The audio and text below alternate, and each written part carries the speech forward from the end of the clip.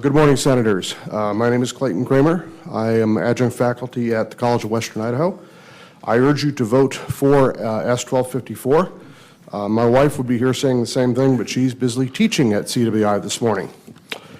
While there is very little violent crime on Idaho campuses, I do have one great concern: the random acts of mass murder in these gun-free zones that have become a problem across the country in the last few years. The frequency of such mass murders has been rising, while overall murder rates in the United States have been falling. Fixing the broken mental health system in this country would do a lot of good, but no one seems to much care about that. The FBI's recent report on active shooter murders 2000 through 2012 identified 104 such incidents. 3 ended when victims shot the killer. For example, Gina Sam shot a mentally ill mass murderer in the lobby of the New Life Church in Colorado Springs in 2007. Another 14 incidents ended when the FBI described it as victims subdued the killer. We know that at least some of these incidents involve victims subduing the killer by using a gun as a threat, such as Appalachian Law School in 2002, where 2 students retrieved handguns from their cars to make the mentally ill killer surrender. Clackamas Mall in December of 2012, the killer found himself in the sights of a concealed weapon permit holder, at which point he committed suicide rather than risk being taken prisoner. Now, there are those who oppose this bill who are concerned that drunken college students are going to turn a fistfight into a gunfight. Other states have already performed this experiment. Both the University of Utah and University of Colorado, after those states adopted concealed weapon laws similar to ours, refused to allow staff, students, or faculty to carry on campus. At the same time, other state university campuses adopted no similar restrictions. You should have before you a copy of the graph for violent crime rates for both Colorado State University Fort Collins, which had no restrictions starting in 2003 through at least 2010, and the University of Colorado at Boulder, which prohibited concealed carry until overturned by the courts in 2012. And the trend lines show that violent crime rates fell at similar rates on both campuses during a period when one campus allowed concealed carry and the other did not. I won't claim that Fort Collins was safer than Boulder because of concealed carry, but I sure don't see any reason to be afraid of concealed carry on campus because of what happened there. Something similar happened with Utah State, which allowed concealed carry starting at least as early as 2002. University of Utah prohibited it until losing their legal battle in 2006. And again, the violent crime rate graph for the 2 campuses again shows that there is no significant influence, no negative influence caused by allowing concealed carry. There's no credible evidence that increased violence on campus is caused by allowing licensed concealed carry. There is enough evidence that active shooter incidents are stopped by concealed carry licensees that the legislature should require state colleges and universities to allow it. It is a matter of public safety for students, faculty, and staff. Thank you. Thank you. Questions? Questions? Great. Thank you for your testimony. So we have Bruce Newcomb, and then following that, Keith Pinkerton.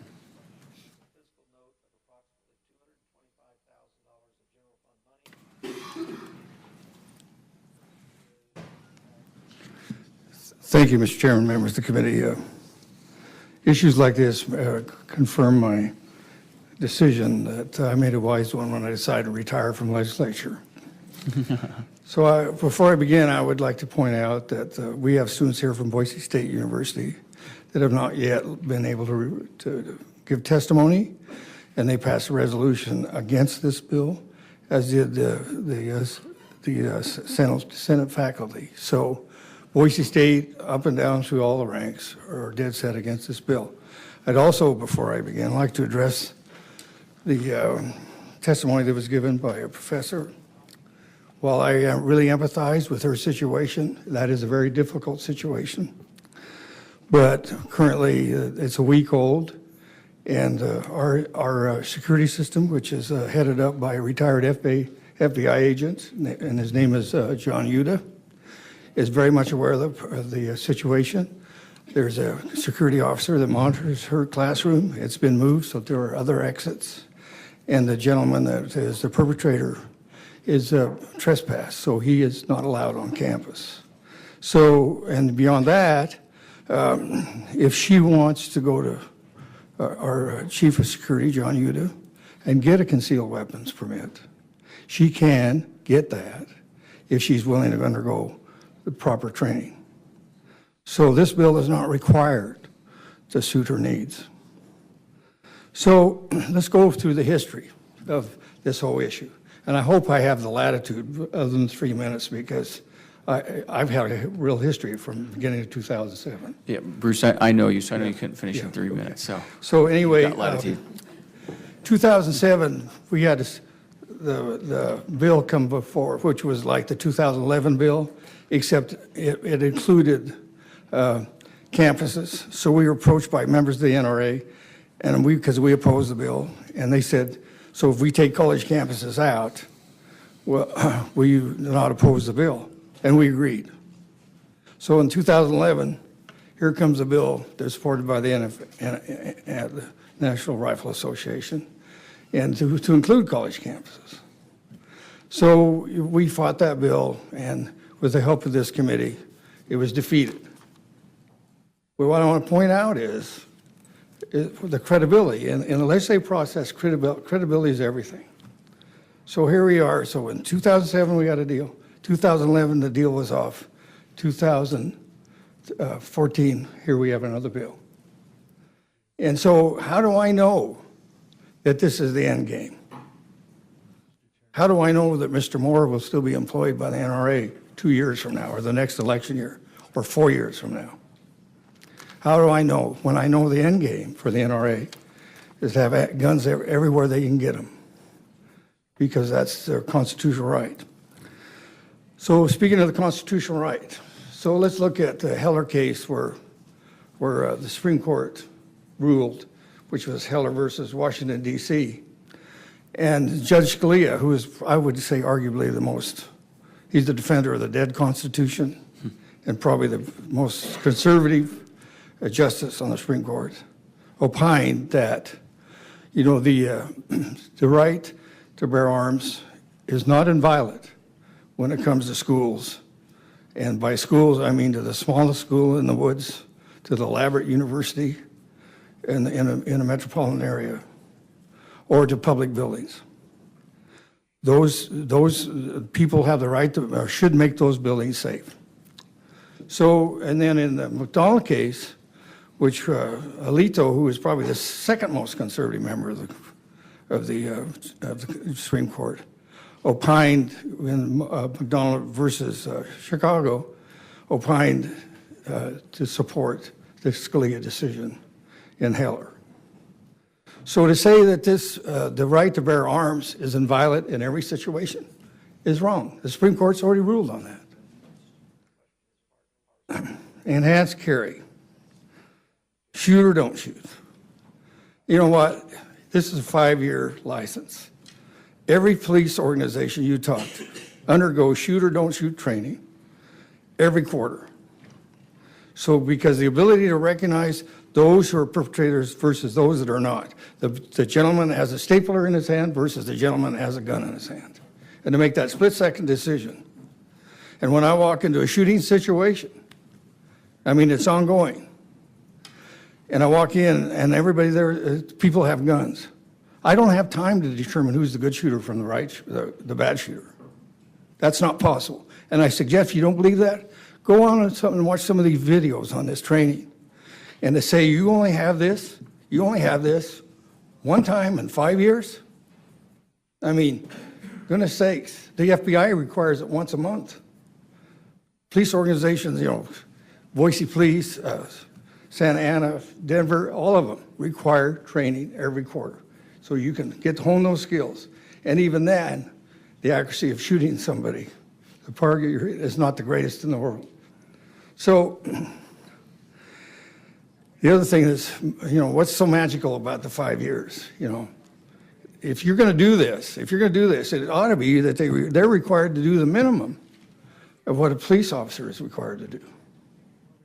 Because one time in 5 years is not enough. How do I know that that person is not going to become a drug addict in that 5 years? How do I know that that person is not going to have mental illness sometime in that next 5 years? You don't. So you at least ought to change that. And I would submit to you that BYU Idaho does not allow guns on their campus. Northwest Nazarene University does not allow guns on campus. And the College of Idaho does not allow guns on their campus. Why is that? Why is it okay to have them on public universities when it's not, or at least they're not included in this bill? I think you should consider that. So let me give you some anecdotal stories.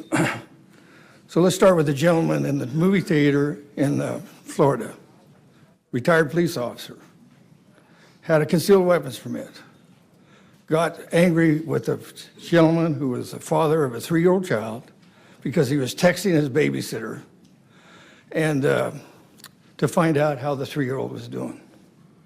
So anyway, they got in an altercation, threw popcorn at each other, and finally the retired police officer who had the training, retired police chief, pulled out his gun and shot the young man. So what did the presence of that gun do? It killed the father of a 3-year-old child, and it ruined the gentleman who was a retired police officer's life. So tell me what was good about that concealed weapons permit. Not one thing. Had that gun not been there, both those people would be alive and well, and their lives would go on. So, so you say, okay, we're going to do a mental background check. In 2011, Idaho never had one name entered in the national database on mental illness. Not one name. And I doubt that that's changed. So when I do a background check, and under HIPAA, how am I going to find out if that person is not mentally ill? I have to get a release so I can see all his medical records. So, this is a straw man. I mean, it got all these feel-good things in it, but none of them, they're totally meaningless. There's nothing that's credible about the database because we've not entered anything into it. Then the last time I looked, in Idaho, the data that's provided for a concealed weapons permit is confidential. It's protected from the open records law. So how are we on campus going to be able to tell who has legitimate, licensed permit under this law? And how do we differentiate those who have concealed weapons permit normally against those who have the enhanced permit? How do we make that determination? We have people like they did in the Old West, check your guns at the door or registered with a security.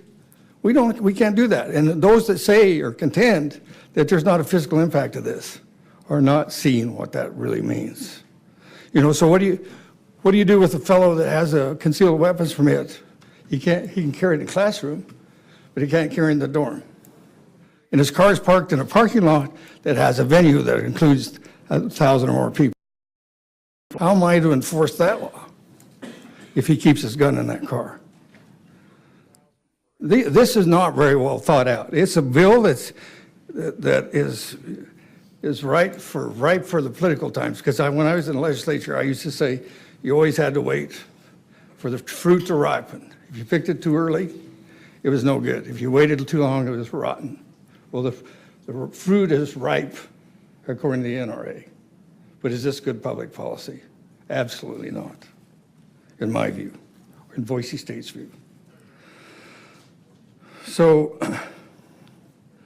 in conclusion, I would point out that on college campuses, we are the safest place when it comes to murder and mayhem in the whole society.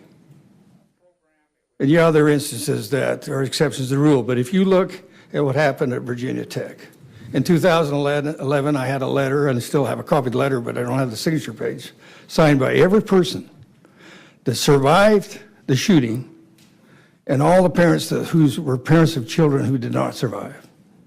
And they were all against House Bill 222 and against guns on campus. Mr. Goddard, who was shot by the perpetrator 4 times, said, I don't want a gun in my hand. I'd rather have a cell phone so I can dial 911. And on Boise State, we contract with the city of Boise City Police. The longest that before they can respond is 2 minutes, but most times it's under 2 minutes. We have an alert system that goes out to every cell phone on campus that's instantaneous when there's a problem. So we are well secured, and we have one of the best, between the city of Boise and John Uda, we have a really great system. So what you're saying to us, okay, here's a bill that's a solution for a problem that doesn't exist. This is a bill, I'll say it again, that provides a solution for a non-existent problem. So I would suggest to you that you not pass this bill, but in the event you do, it needs to go to the amending order where you change and define. Okay, let's have an open records. What are you going to do about that? Can we see on campus who has a legitimate carry permit? Because under the current law, we can't. How are we going to enforce this, and what's the physical impact? Because the physical impact, I can guarantee, is wrong on this bill. So, again, just remember, this is a bill, a solution that's looking to solve a non-existent problem. Thank you, Mr. Chairman. Thank you. Questions? Senator Work. Thank you, Mr. Chairman. Thank you, Mr. Newcomb. I appreciate your testimony. Like you, I also have the sense that the NRA, sees this as a stepping stone, and Idaho may be an easy mark for that. And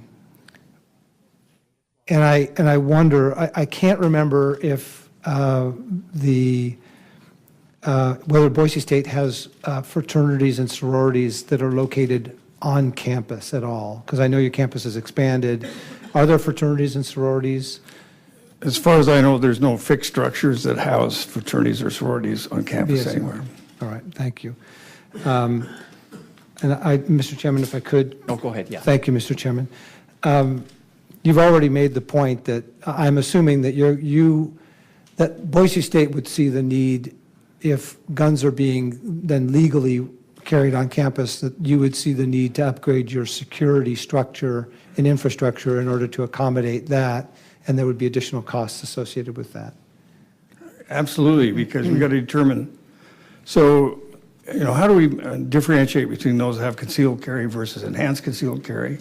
How do we differentiate where are they going to keep those weapons when they're not, when they're in dorms? Is it going to go in their car? Is the car located by a venue where there's more than 1,000 people?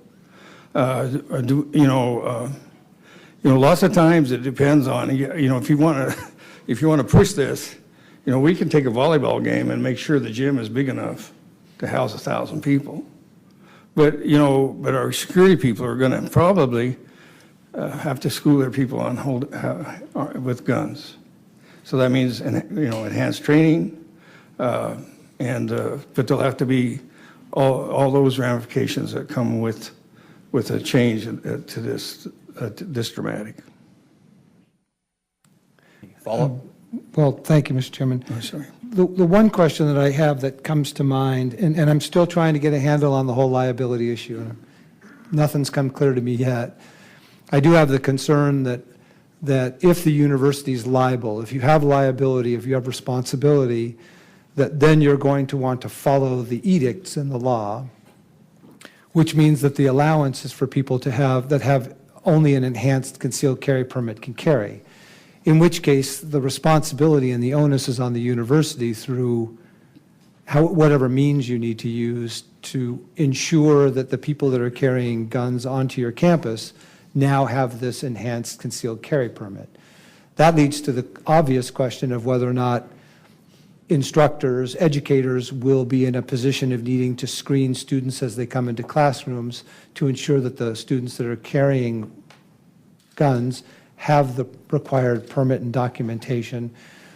And also, I know that there's a placard requirement here for, let's say, BSU Stadium, but whether or not the TSA needs to come in with, machines and metal detectors and things like that, and then check people for the concealed weapons that they're carrying to make sure that they don't carry them in, because now you have this affirmative obligation to allow them onto your campus in other areas.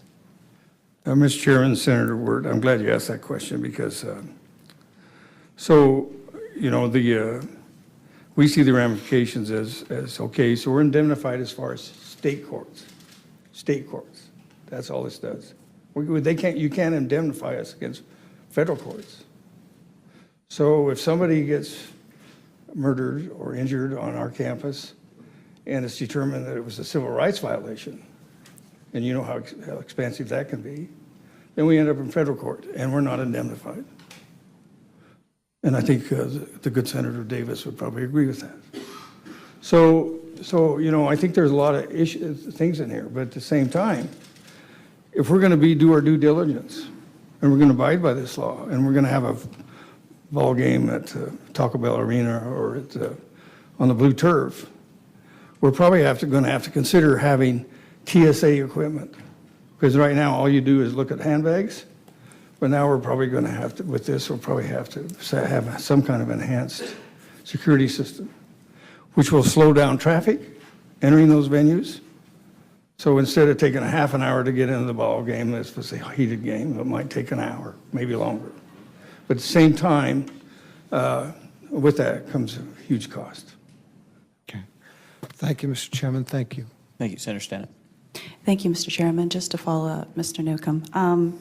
So given that there's this increased expense that you've been talking about, and given that there doesn't seem to be a requirement by the sponsors to change the fiscal note, if you are required to enhance this, your only choice then is to increase tuition. Is that correct? Mr. Chairman and Representative Stannett, as you will know in this process, appropriations become a zero-sum game. And so I would suggest that unless JFAC were to give us an appropriation that covered what we deem the costs are going to be, then we'd have to move the money around. And that would probably be the students would have to subsidize this program. Follow up, Mr. Chairman? Go ahead. Thank you. Another thing, I've received a lot of emails from the staff and professors, students on campus about feeling, the way they put it is workplace safety is in question just because of not knowing who's carrying, and professors need to the point where I know that in having spoken with professors that there are heated altercations already in the classroom. They don't care for the grade, they have a disagreement about the topic. There's a real concern about putting a gun in that person's hand. How do you advise the professors for managing their classroom if this were to pass? So, Mr. Chairman and Senator Stannett, I don't want to be flippant here, but I had one professor that said to me, well, if this bill passes, all my students are going to get A's. And that's because they are confrontations. If you talk about whether there's tension on a campus, the one place where we're all aware of is that suicide rates are higher on college kids than it is anywhere else. At the same time, vitriolic behavior and is also a part of teaching. And so sometimes that becomes confrontational between students as well as professors and students. And when there's a gun in hand with a person that only gets training one day in 5 years, I just think that's irresponsible. I mean, that's how I'd answer that question. Thank you. Thank you, Mr. Chairman. Thank you. Other questions? Great, thank you. We'll now have Keith Pinkerton and then Bert Glandon.